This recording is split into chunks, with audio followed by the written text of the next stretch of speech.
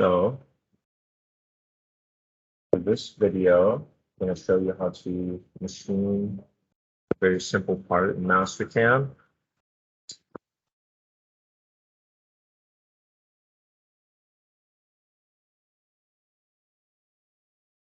So to open your file, just open Mastercam on the screen, make file, open, and then whatever your file type is. For me, I save my files as parasolids from SolidWorks, but you can open step files and you can just open straight up SolidWorks files. But so this is the part I'm going to be using. Hit open. So this is the part we'll be doing. So some stuff to help you customize your screen. Go into settings, configuration.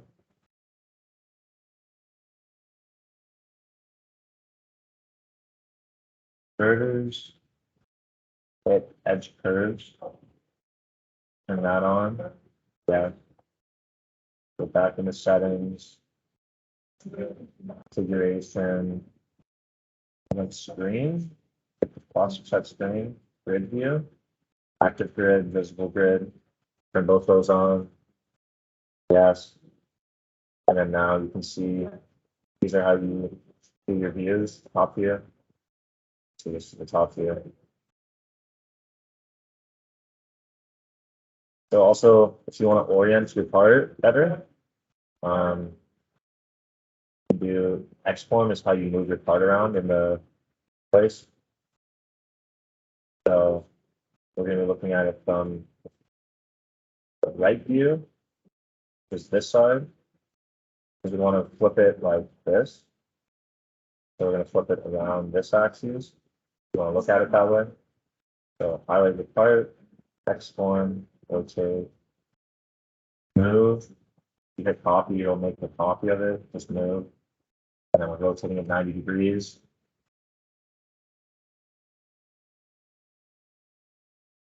And there you go, you see now it's flipped. Back to top view. Now it's in the top view.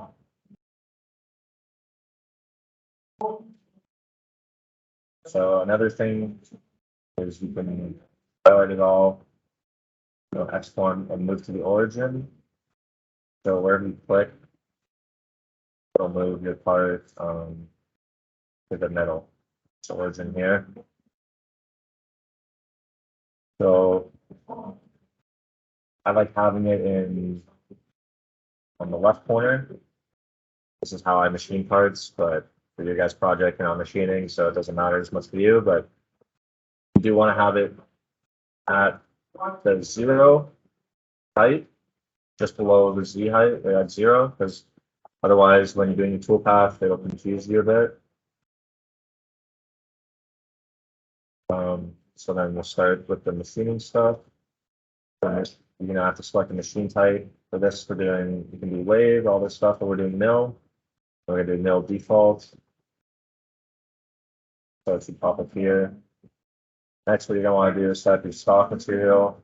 To go to properties, stock setup. And then for this part, I'm just gonna do, I'll show you some examples. Do a bounding box. Bounding box just selects the whole part you have and creates a box around it as big as it needs to be to encompass everything. So you can change the shape, cylinder, rectangle. For this one, I would just do a rectangle. Stock is just the material that you're starting with before you start machining. So this would be a perfect piece of the exact dimensions. Most pieces you would leave a bit bigger, so you would add like 100 thou on each side. So you can see like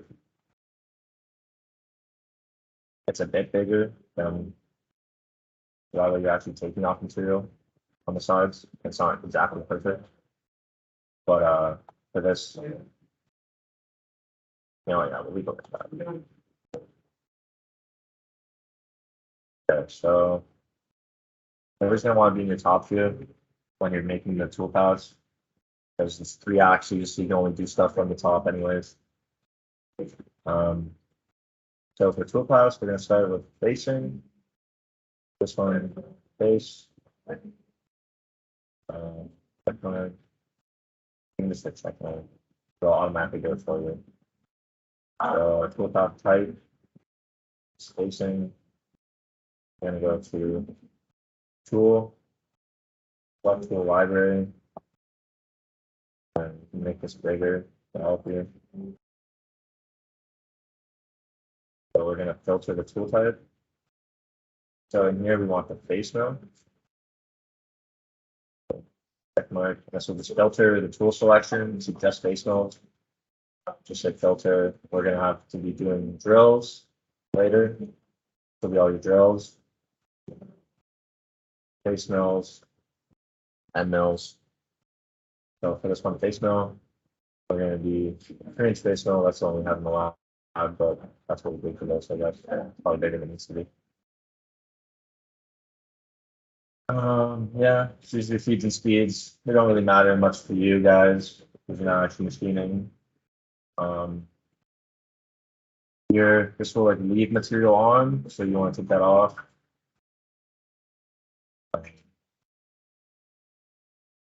And yeah, it's a depth of cut.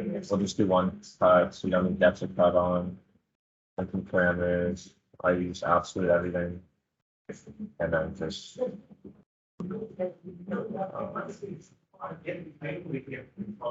Let's take off like time bit. Just to show you how facing works. And then for machining, this would be like your turn of coolant on. You don't really have to for yours. This is how you check to see how your toolpath looks. You can see it's appeared here now though. That's the blue lines of toolpath. So to check, you select, enter the green check marks there, and then click this, verify selected options, operations.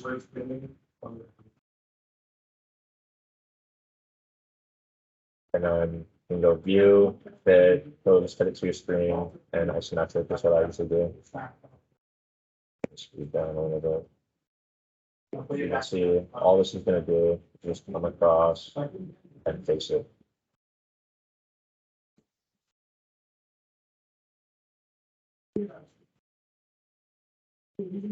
So for drilling, that's the top view. You go tool paths, and you can go drill.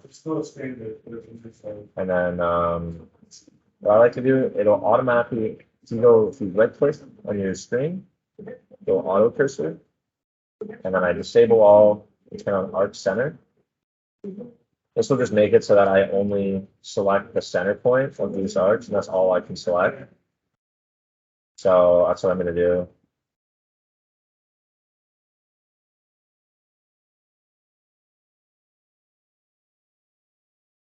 So select all of your holes or whatever. Click OK, and then you're on drill. Tool. You're going to hit select tool library. And this one's putting center drills, spot drills, and drills in here. So we're going to filter. We'll hit none, and we can put on drills for this one. So pick your drill size, I guess. You can go based on diameter. For this, these drills are for taps are 1032s. So the pre-drill for that is 21. But you guys use whatever drill you need. And then all that you got to do for this next is linking parameters. This is where you choose your depth. I do absolutely everything. And you can either type in your depth, like your 6.5, and then okay, you can see how far down it goes. Or if you want to be like click depth, and then it lets you pick where you want the depth to be. So if you forgot to turn your auto cursor back on, right click, enable all, and you can just click the depth. So yeah, this one was set to -3.47. Do that. And this will refresh the toolpath after you update it. Because if you change something, for instance, It's just done, and you can see it's not updated. So if you go to verify it, it'll make you have to update it. If this ever comes up, just hit green check mark.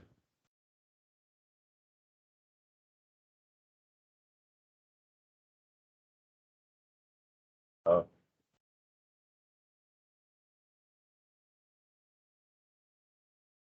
Oh.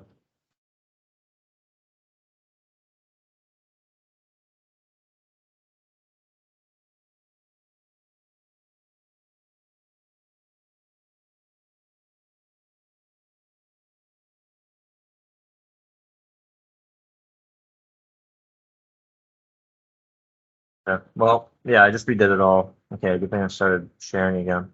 Um, sorry, yeah, just skip to this part, I guess.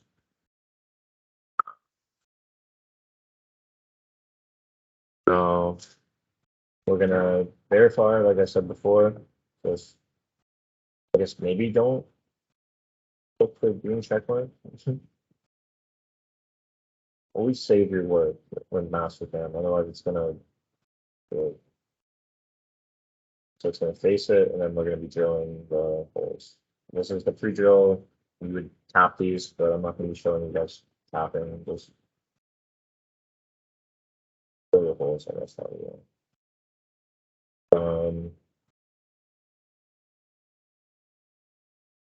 And then now we're gonna be doing this inside pocket area here. So I'm gonna try to do that. So you go into toolpath, 2D high speed, and then dynamic mill. You can use pocket, but for the machine I use this. I always use this. Dynamic mill. So you're gonna want to click stay inside because you're machining only inside the part.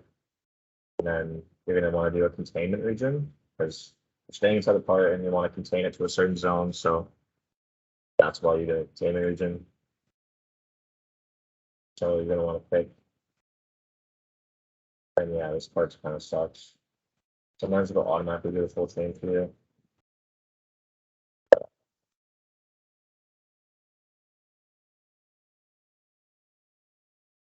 Yeah, and if you misclick, you might have to redo it again if it doesn't. It starts going the other way. I don't know how you do this setting, but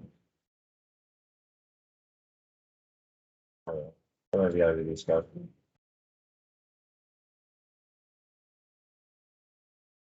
So I got the full chain. Check mark. That's good. Check mark. Go to dynamic mill on the top here. Tool for this, we're going to use a flat end mill. So select the library filter. We're filtering. These are the flat end mills. These are the three you use: the face mill, flat end mill, and drill. Those are the three you're going to use. Flat end mill. So for this one, we need one that's small enough to do these corners and big enough where it won't take forever. So I'm just going to use like a 1/4 inch. It's probably still kind of small, but whatever. Up parameters, take these off. This is leaving material on. If it's 0, it'll do the exact dimensions. Looking parameters, now you just set your depth. I just do absolute everything. I don't know. You can look up the difference for the other stuff if you want, but doesn't matter. Depth. Put the depth of whatever you want. -0.5, you can type it into, like I said before. And then this start creating a tool path. So when you go to verify select the option.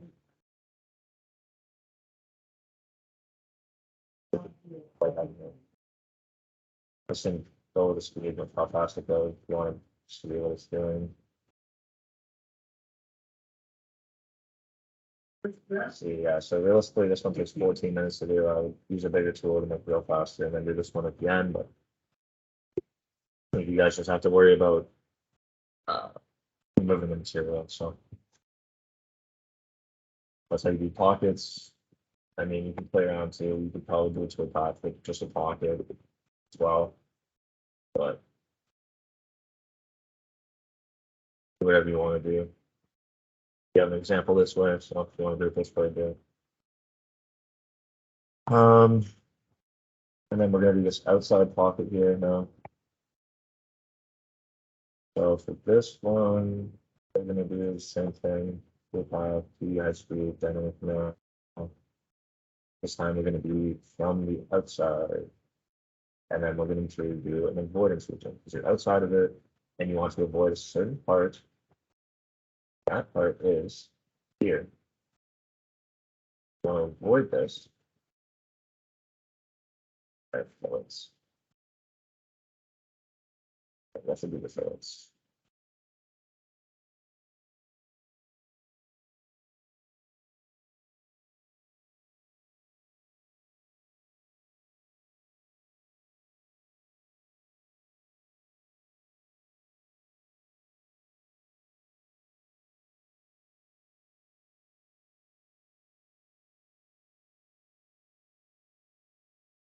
Okay, I think we're good. Come outside. Definitely depth already. Depth is on. We're gonna use the. I'm gonna use the same tool. You want to change your tool? Full tool library. Bigger tool, smaller tool. If it's not letting you do it, maybe your tool's too big. If it takes forever to generate, your tool's too small, probably. Just use a reasonable size tool based on how big your part is. Oh, this one 1/4 inch is fine. But you have the depth. Now it's going to generate the tool path. Just going to basically be cutting this because there's not anything else outside.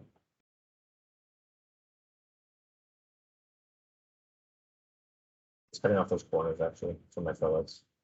It's a box, so the box will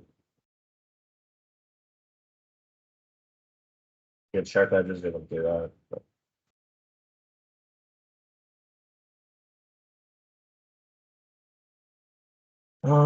Yeah, you can play around with it.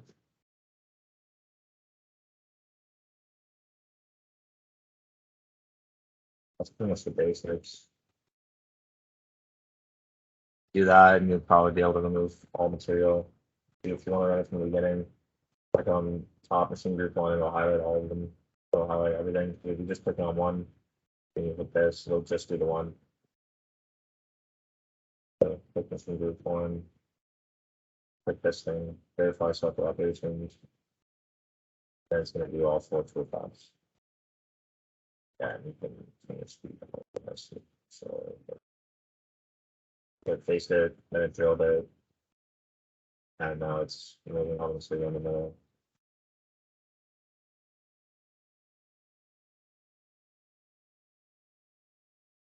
And it did the outside.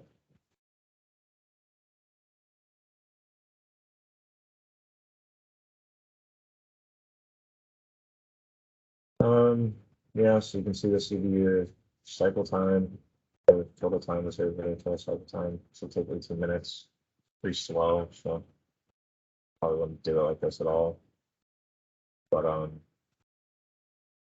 the project, this is pretty much all that I'd say you have to do. Yeah, stock setup, you have to set the material, how big the part is. Main 4 tool paths, drill, drill facing, and 2D high speed dynamic mill. Contour is also something you can use. Contour just basically is just puts the end mill in a straight line. Just dynamic mill is usually good for whatever you need, but yeah. So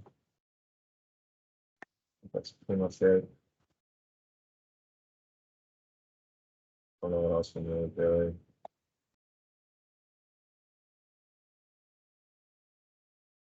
Yeah.